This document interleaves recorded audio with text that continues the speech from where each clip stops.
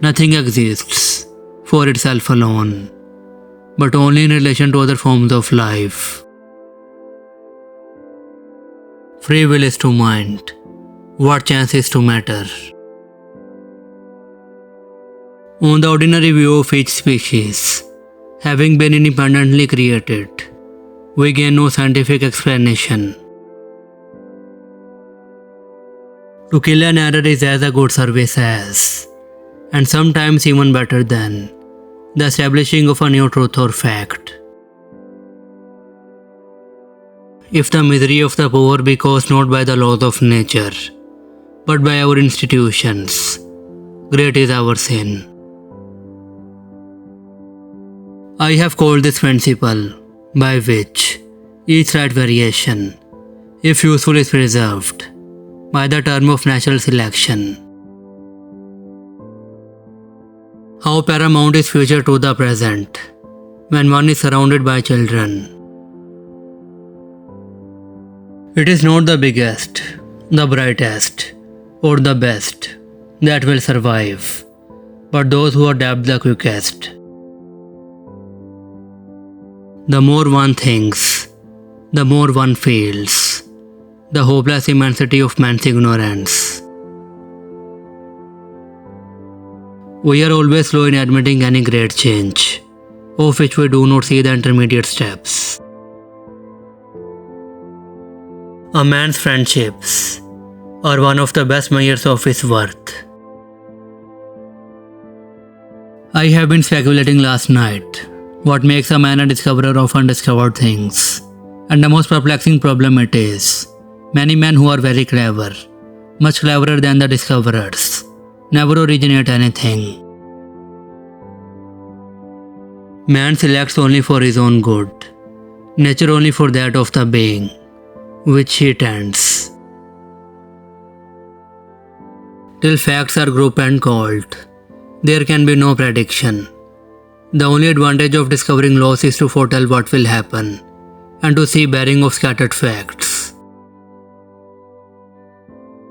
A moral being is one who is capable of reflecting on his past actions and their motives, of approving of some and disapproving of others.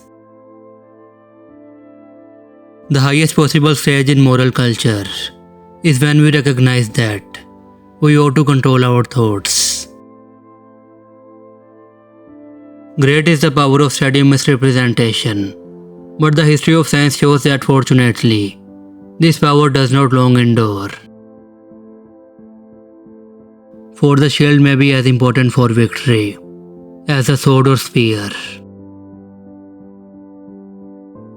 The willing horse is always overworked. Intelligence is based on how efficient a species became at doing the things they need to survive. If everyone were cast in the same mold, there would be no such thing as beauty. Even people who aren't geniuses can outthink the rest of mankind if they develop certain thinking habits.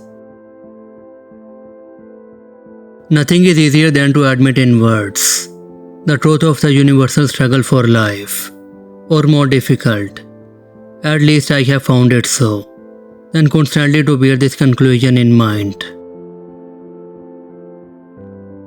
I am turned into a sort of machine for observing facts and grinding out conclusions. I am not apt to follow blindly the lead of other men. An agnostic would be the more correct description of my state of mind. The most important factor in survival is neither intelligence nor strength, but adaptability. Progress has been much more general than retrogression. In my simplicity, I remember wondering why every gentleman did not become an ornithologist.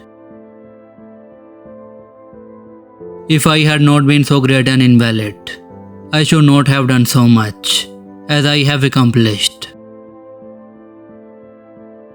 I am a firm believer that without speculation, there is no good and original observation. Everything in nature is a result of fixed laws. The world will not be inherited by the strongest. It will be inherited by those most able to change. The limit of man's knowledge in any subject possesses a high interest which is perhaps increased by its close neighborhood to the realms of imagination.